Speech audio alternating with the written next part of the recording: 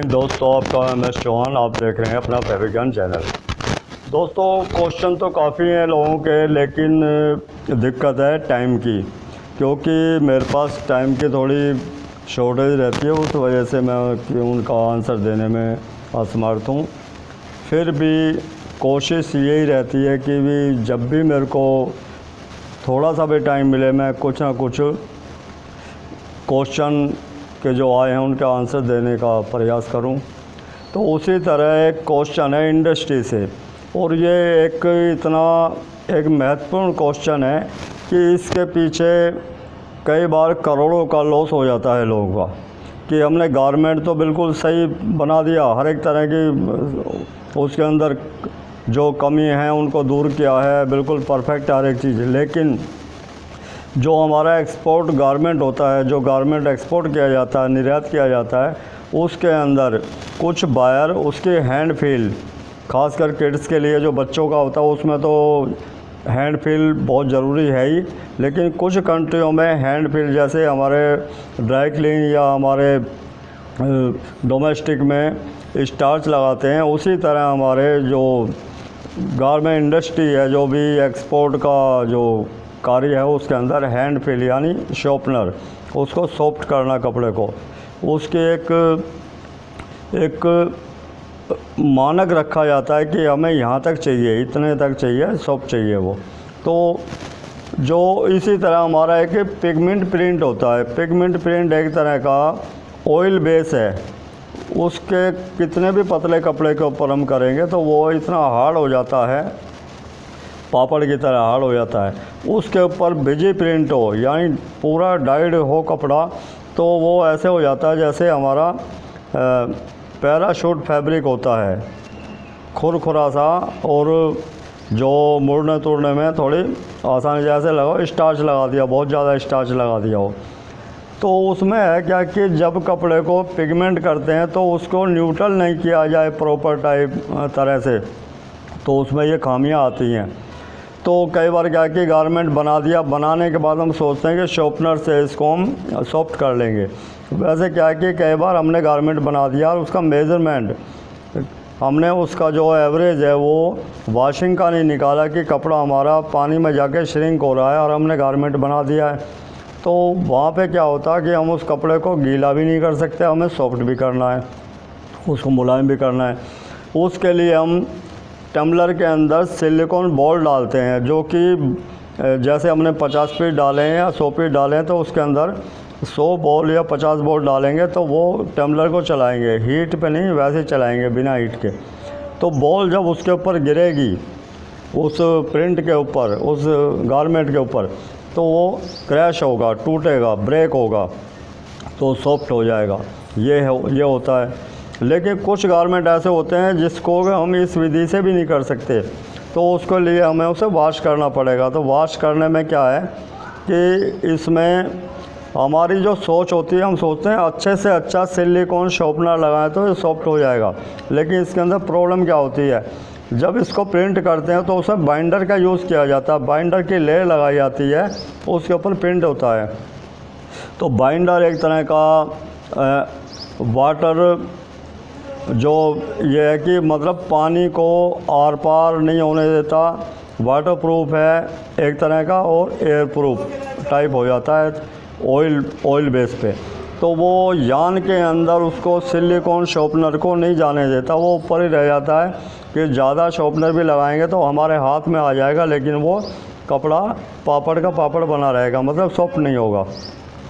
तो उसके लिए हम क्या करें, विधि कई हैं, क्योंकि जब बड़े से बड़ा अनुभवी आदमी भी कई बार इस टाइप की जो प्रॉब्लम होती है उसमें फंस जाता है। मैं वो बता रहा हूँ कि मैं भी, मेरे साथ भी गुजरी है, ऐसा नहीं कि अभी हुआ है, ये 40-45 साल अगर मैं इस लाइन में हूँ तो ये हज़ारों बार हुआ होगा। लेकिन हर बार कपड़ा अलग होता है, प्रिंट अलग होता है, उसको वॉश करने की विधि भी अलग होती है।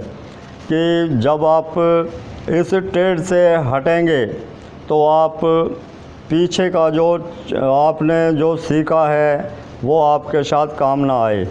डेली नए फैब्रिक आते हैं, नए नए टेक्नोलॉजी है, नए नए केमिकल हैं, तो आप हमें इस लाइन से जुड़ के रहना पड़ेगा अगर आपको इस लाइन में रहना है तो उसके लिए हम क्या है कि पहले मशीन में इतना पानी लें जितने में हमारा गारमेंट अच्छी तरह गीला हो सके, भीग सके।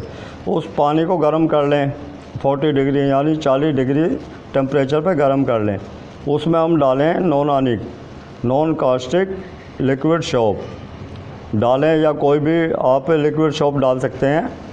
आप उसको डालें और उसकी पीएच, अच्छा इसमें पीएच का बहुत बड़ा महत्व होता है। ये पीएच पेपर है, ये पीएच पेपर होता है। तो इसमें 1 से लेके 1, 3, 5, 6, 7 ये है, हर एक होता है 1, 2, 3, 4, 5 ये अलग अलग होता है। डायनम का अलग है, जो डायनम गारमेंट होता है, और इसका बाकी गारमेंट का अलग होता है।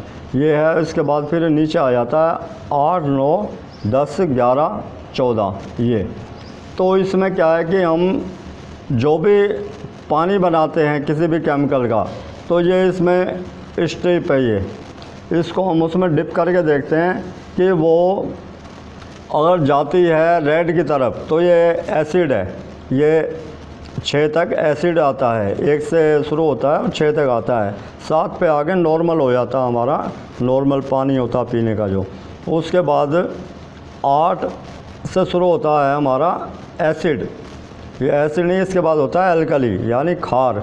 8, 9 और ये नीचे फिर आके ये बिल्कुल नीला हो जाता है। तो हमें क्या है कि उसका जो पीएच है वो 5 के बीच में लेना है, 5 तक रहे। तो ये जब तक हम पीएच को सेट नहीं करेंगे हमारा केमिकल काम नहीं करेगा, बिल्कुल काम नहीं करेगा, वो सारा व्यर्थ है। तो उसको मेंटेन करने के लिए हमें एसिटिक एसिड यूज़ करना पड़ता है। एसिटिक एसिड डालते हैं, उसके बाद चेक करते हैं, अगर सही नहीं आता तो और डालो, अगर ज़्यादा हो जाता हो तो पानी बढ़ा सकते हो या केमिकल बढ़ा सकते हो। तो आप उसमें पानी लें, उसको पीएच नापे 5 और उसके अंदर आप वो गारमेंट डाल दें। उसको कम से कम आप 20 से 25 मिनट चलाएं। तो उससे क्या है कि जो उसमें बाइंडर है वो ब्रेक हो जाएगा, टूट जाएगा। तो और जल्दी टूट जाता है तो आप उसको 10 मिनट में चला सकते हैं, 10 मिनट में भी आपका हो जाएगा। और कपड़े के नेचर के हिसाब से ही वो पानी का टेम्परेचर रखें, उसको 40, 45 भी कर सकते हैं, 50 भी कर सकते हैं। उसके बाद उस पानी को, उस पीस को खंगालें, गारमेंट को खंगालें, खंगालने के बाद में नया पानी लगाएं, उसको गर्म करें।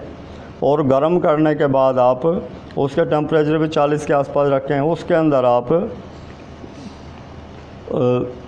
शॉर्पनर डालें, यानी कैटानिक शॉर्पनर, सिलिकॉन ना डालें, कैटानिक शॉर्पनर डालें। और उसका पीएच भी 4 और 5 के बीच में हो, इसको भी चेक कर लें आप पीएच पेपर से।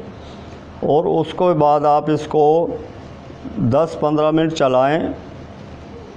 10 मिनट चलाने के बाद में आप इसके अंदर 2% सिलिकॉन ऐड करें, जिसका कंटेंट यानी उसके जो पावर हो वो कम से कम 40 कंटेंट होनी चाहिए।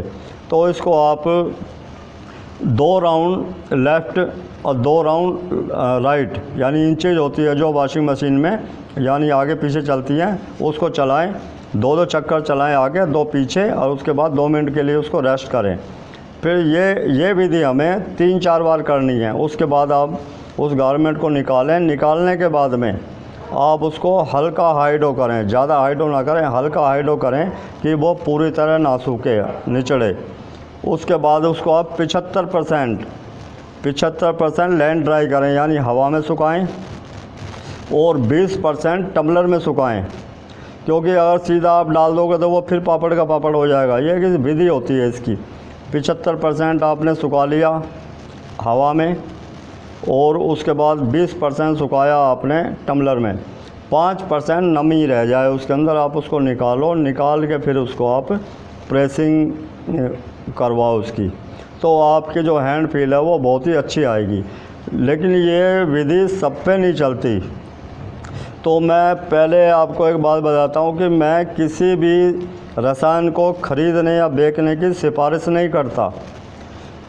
अच्छा, काफ़ी लोगों का ये कहना है कि ये सर मिलता कहाँ है। मिलने का सवाल ये है कि हमारे यहाँ केमिकल 4-5 डीलर से आता है, और उसे एक कैन 50 केजी की मंगाते हैं, तो उसकी कोशिश ये रहती है कि 3-4 मंगाएं, जिससे मेरा कोटेज है यानी किराया है वो निकल जाए। लेकिन जब हम 1-2 शीशी मंगाएं, 1-2 केजी मंगाएंगे तो बड़ा मुश्किल है, क्योंकि केमिकल वाले मना नहीं करते। जब भी मैंने कई बार उनसे कहा है कि भाई हम जैसे आपको कहीं कोरियर भेजने में कोई दिक्कत तो है नहीं, जो खर्चा वो आपको वो वे करेंगे जो मंगा रहे हैं, लेकिन वो हाँ भर देते हैं लेकिन भेजते नहीं हैं। तो एक तरह कहते हैं ना कि वो पेट भरा हुआ है, बड़ा काम करना चाहते हैं छोटे में। अब छोटा भी मान लो 1000 आदमी मंगाने लगे तो 1000 केजी हो गए, 1 किलो भी मंगाया, उनका जाएगा क्या? तो उनको सिर्फ पैक करके देना है, लेकिन नहीं करते वो चीज़ को। बाकी मैंने कंपनी में पहली बार ही सर्विस कर रहा हूँ, पहले 74-75 में की थी, सन 1974-75 में। उसके बाद मैंने अपना काम किया। अब उसके बाद आप सब लोगों की हेल्प के लिए मैंने ये सर्विस शुरू की है। मैंने वहाँ रिजाइन दिया, लेकिन रिजाइन मेरा एक्सपेक्ट नहीं हुआ, यानी उसको मानता नहीं दी उन्होंने। वो कह रहे हैं जी आप काम कीजिए। मेरी जगह और कोई होता तो वो यही कहता कि मेरी सैलरी बढ़ाओ। अच्छा, मेरा पैसे से कोई वो नहीं है कि भाई पैसा कम है ज़्यादा, उससे नहीं। मुझे क्या है कि मुझे सीखना है, नई नई चीज़ें मुझे सीखनी है, और आप सब लोगों के लिए, क्योंकि मेरा तो ना कोई दुकान है ना कोई इस चीज़ का काम है, सिर्फ आप सब लोगों के लिए मैं ये नई नई चीज़ें सीखता हूँ और आपको आप तक शेयर करता हूँ कि आप जो प्रॉब्लम है शेयर हो, आपको हेल्प मिले। तो इसी तरह दूसरी भी जो विधि है, ये मैंने विधि की थी तो ये हुआ था, लेकिन पूरी तरह नहीं हुआ। ये बिल्कुल ऐसे ही होता है जैसे हम किसी सब्जेक्ट को पढ़ते हैं, तो हिंदी, इंग्लिश या किसी भी उसमें हिस्ट्री में किसी में भी हम कुछ लिखते हैं तो हमें कुछ ना कुछ नंबर मिल जाते हैं। गलत हो सही हो कुछ भी है, कुछ ना कुछ नंबर मिल जाएंगे। 10 मार्क्स का जो कोई क्वेश्चन होगा और उसका उत्तर देंगे तो उसमें 7-8 कुछ भी मिल जाएंगे। लेकिन गणित का एक ऐसा होता है, गणित के अंदर मैथ में, कि या तो सही होगा या गलत होगा, या तो 0 मिलेगा या पूरे नंबर मिलेंगे। तो बिल्कुल उसी तरह है, आप कपड़े का समझ लो ये कि इसमें एक हंसमैन जो कंपनी है जो कि सिलिकॉन शॉर्पनर वगैरह बनाती है, उसका केमिकल है अल्ट्राटेक्स ST। तो वो देखने में पानी जैसा, दूधिया पानी जैसा, जैसे लस्सी के अंदर ज़्यादा पानी मिला दे हल्का सा दूधिया रह जाता पानी जैसा। तो हम क्या सोचते हैं भाई इसमें क्या होगा, लेकिन ये बिल्कुल वैसी ही है जैसे सब्ज़ी बनाने के लिए एक मसाला हर एक सब्ज़ी में नहीं डाला जा सकता। जैसे मान लो मीट मसाला है, मीट मसाले को हम मीट में डाल सकते हैं, आलू में डाल सकते हैं, और उसमें जो भी हम पनीर बना रहे हैं उसमें डाल सकते हैं, लेकिन हम उसमें तोरी में, घिया में, टिंडे में, भिंडी में नहीं डाल सकते। तो उसी तरह केमिकल का होता है कि केमिकल हम सिर्फ जो प्रॉब्लम है उसको बिल्कुल ठीक करने के लिए हर एक केमिकल अलग अलग होते हैं। क्योंकि कई बार हमारी सोच ऐसी हो जाती है कि गाढ़ा है जो ज़्यादा वैसा शॉर्पनर है वो इसको ठीक कर देगा, पर ऐसा नहीं है दोस्तों। ये थोड़ी हमारी सोच है वो चेंज करनी पड़ेगी कि जैसे जैसे हम काम करते हैं हमें इसी चीज़ का एक नॉलेज मिलती है। तो उसी तरह उसको लेने के बाद में पानी इतना ले लें जितने में गारमेंट डिप हो सके, गीला हो सके मशीन के अंदर।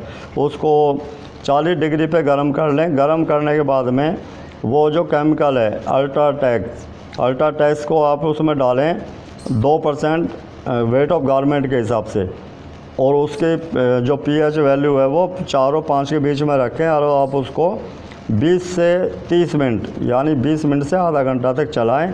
चलाने के बाद में आप उसको निकालें। निकालने के बाद आप उसको हल्का हाइड्रो करें और टम्बलर में डाल दें। ये छोटी सी विधि है, उसमें थोड़ा पहले वाली में ज़्यादा था। ये है तो आपका कपड़ा वो सॉफ्ट हो जाएगा, जो उसे बाइंडर है वो ब्रेक हो गया, कपड़ा सॉफ्ट हो गया। एक मैंने उसी में ऐड किया है, ये इनका रेसिपी थी कंपनी की, लेकिन मैंने उसमें ऐड किया उसको और ज़्यादा गुणवत्ता और ज़्यादा क्वालिटी लाने के लिए, कि मैंने ये प्रोसीजर करने के बाद में एक टब के अंदर सिलिकॉन और शॉर्पनर का पानी बनाया, उसमें वेट ऑफ गारमेंट 3 से 4% डाला, उसकी pH वैल्यू 4 रखी, उसमें एस्टिक एसिड डाल के, और जितना पीस मशीन से निकला उसके बाद उसमें डिप किया कम से कम आधा घंटे, और उसको फिर हाइड्रो करके, हल्का हाइड्रो करके टम्बलर में सुखाया 95% सुखाया, तो वो कपड़ा बिल्कुल सॉफ्ट हो गया, मलाई की तरह बिल्कुल। तो उसके बाद तो ये है कि जैसे जैसे प्रॉब्लम होती है वैसे वैसे कोई ना कोई समाधान उसका निकल ही जाता है।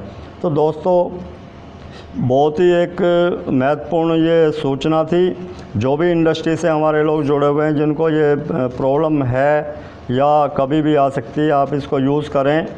बाकी मैंने पहले बताया, मैं किसी भी कंपनी के किसी प्रोडक्ट को बेचने या ख़रीदने की कोई सिफारिश नहीं करता।